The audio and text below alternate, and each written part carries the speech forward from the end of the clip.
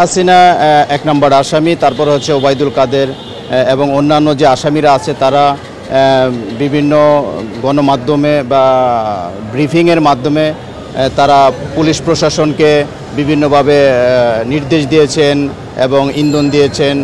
এই জন্য আমরা মামলাটা দায়ের করেছি তাদের বিরুদ্ধে। আর সেটা হচ্ছে পেনাল কোডের ৩০২, ১৪৯ এবং ৩৪ ধারায়।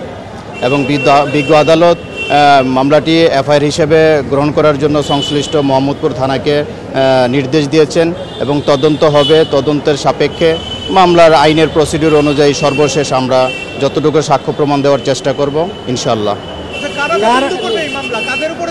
এটা ভারপ্রাপ্ত মোহাম্মদপুর থানার ওসি ভারপ্রাপ্ত কর্মকর্তাকে নির্দেশ দিয়েছেন।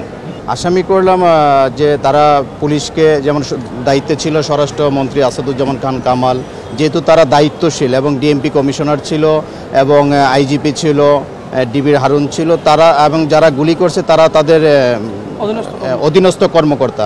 যেহেতু তারা গুলি করেছে অবশ্যই আমরা সবাই ধরে নিতে পারি তাদের নির্দেশেই তারা গুলিটা করেছে এবং তারা প্রকাশ্য আপনারা দেখেছেন এবং এই দেশের মানুষও দেখেছে তারা বিভিন্নভাবে মিডিয়াতে তারা কিভাবে নির্দেশনা দিচ্ছে এবং তাদেরকে উৎসাহ দিচ্ছে।